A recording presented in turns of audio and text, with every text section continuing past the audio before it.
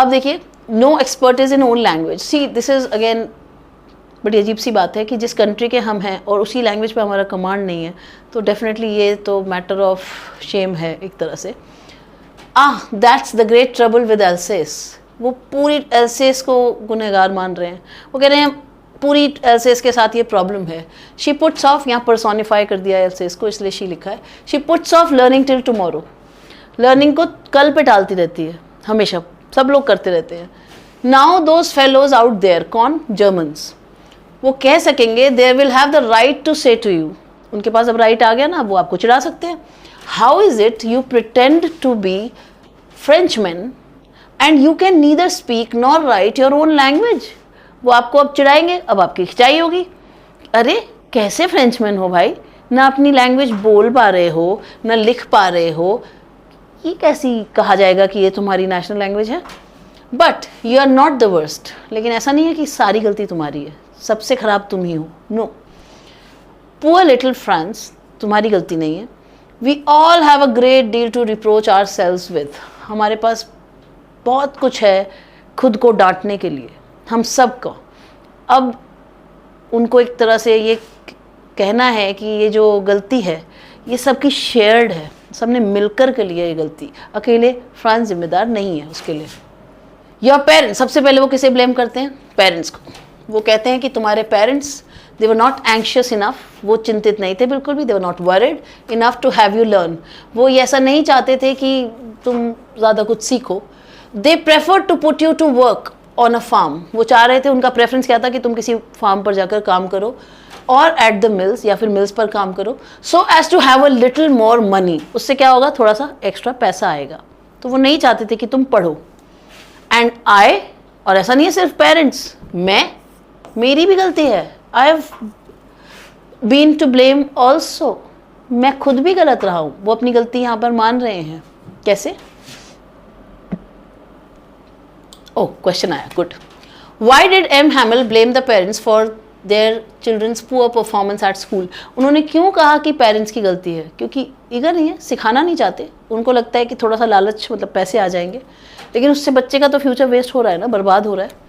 He blamed the parents for sending their children to work on farms or mills instead of school. उनकी ये mentality से वो खुश नहीं थे।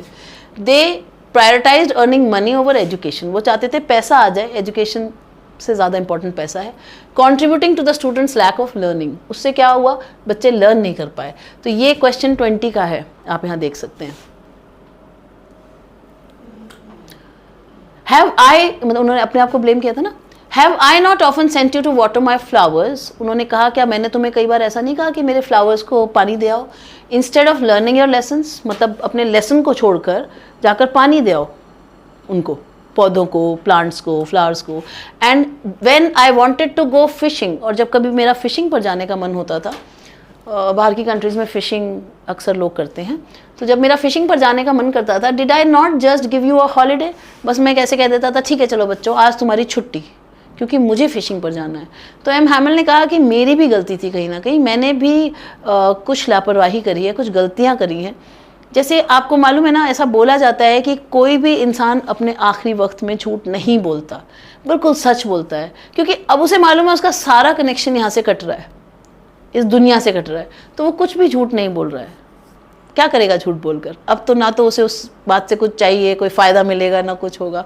तो यहाँ पर हालांकि एम हैमिल कहीं जा नहीं रहे, आई मीन भगवान के पास नहीं जा रहे, बट फॉर श्योर वहाँ से नाता हमेशा के लिए टूट रहा है, क्योंकि वो फ्रेंच टीचर हैं और अब वो कभी यहाँ नहीं आ सकेंगे। ये एक दूसरी कंट्री है और फ्रेंच टीचर का यहाँ पर अब कोई काम नहीं है। तो इसलिए उन्होंने यहाँ, चाहे उनको कितना भी स्ट्रिक्ट दिखाया गया है, हर जगह हमें बताया गया है टीचर बहुत स्ट्रिक्ट थे, टीचर का इंप्रेशन ऐसा क्रिएट किया गया है, but now you can see how calmly he is admitting to his own mistake. शायद ना होते हुए भी निकाल रहे हैं, या है इसलिए निकाल रहे हैं, हमें नहीं मालूम। पर उन्होंने ये कहा कि मैं भी फिशिंग पे जाना चाहता होता था तो छुट्टी कर देता था, कभी लेसन छुड़वा के पानी दिलवाने।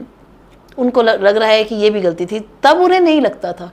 जब उन्होंने ये गलती करी थी तब उन्हें ये गलती नहीं लगती थी, पर आज वो उसको एक कलेक्टिव गलती मान रहे हैं, इसलिए वो सभी को ब्लेम कर रहे हैं कि पेरेंट्स की भी गलती थी, तुम्हारी भी गलती थी, मेरी भी गलती थी, सबकी गलती थी।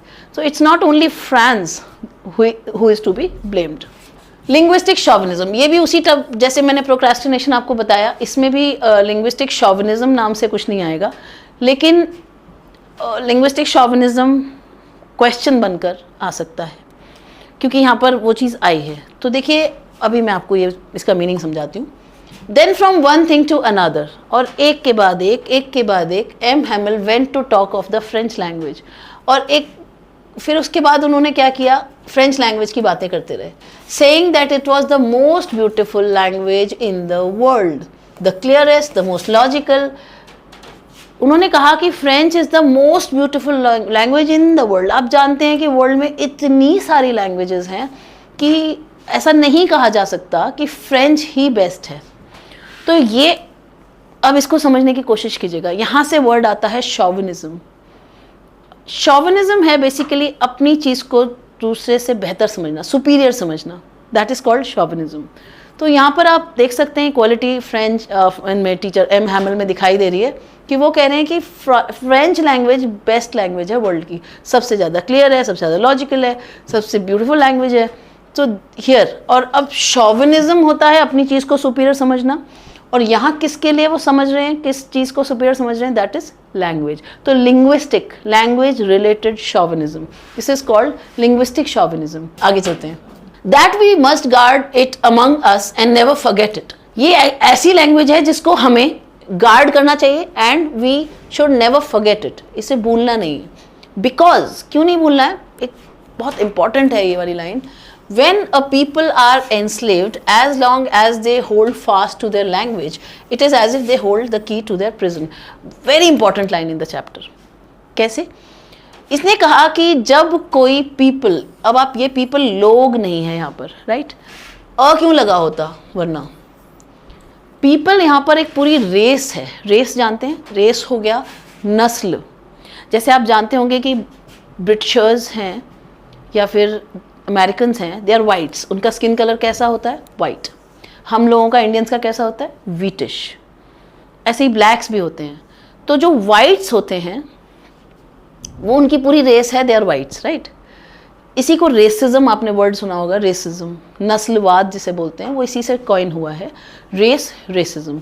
तो यहाँ पर जो पीपल कहा जा रहा है वो बेसिकली एक पूरी रेस के लिए कहा जा रहा है। मैं इसे थोड़ा सा साफ लिख दूँ, एक पूरी रेस के लिए कहा जा रहा है।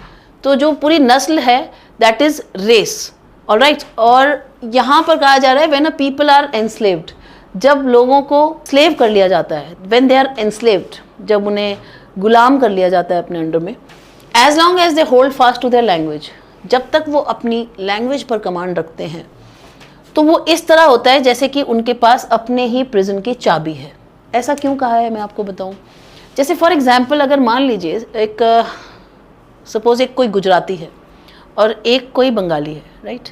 तो वो गुजराती अगर बंगाल कलकत्ता में जा रहा है, वहाँ बंगाली बोली जाती है, तो वो अपनी लैंग्वेज में अपने साथी के साथ कुछ बोले आपस में, तो उस बंगाली को समझ नहीं आएगा। एंड सेम वाइस वर्सा, अगर वो बंगाली बोले तो कुछ प्लान कर सकता है उसके बारे में, उसके लिए कुछ कहना चाहता है, इसे हटाना है, भगाना है, निकालना है, ये करना है, वो करना है, टर्म्स में आपस में बात करें। तो एक तरह से यहाँ पे तो एनस्लेवमेंट के लिए है। तो अगर उन्होंने मान लो किसी को बंदी बना लिया, तो वो अपनी भाषा में कुछ खुद की लैंग्वेज में कुछ प्लान बना के, कुछ स्ट्रैटेजी बना के वहाँ से निकल सकते हैं उस प्रिजन में से।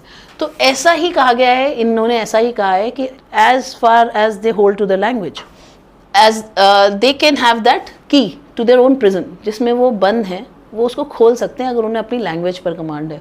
तो लैंग्वेज पर कमांड ज़रूर होना चाहिए, ऐसा उन्होंने यहाँ पर कहा।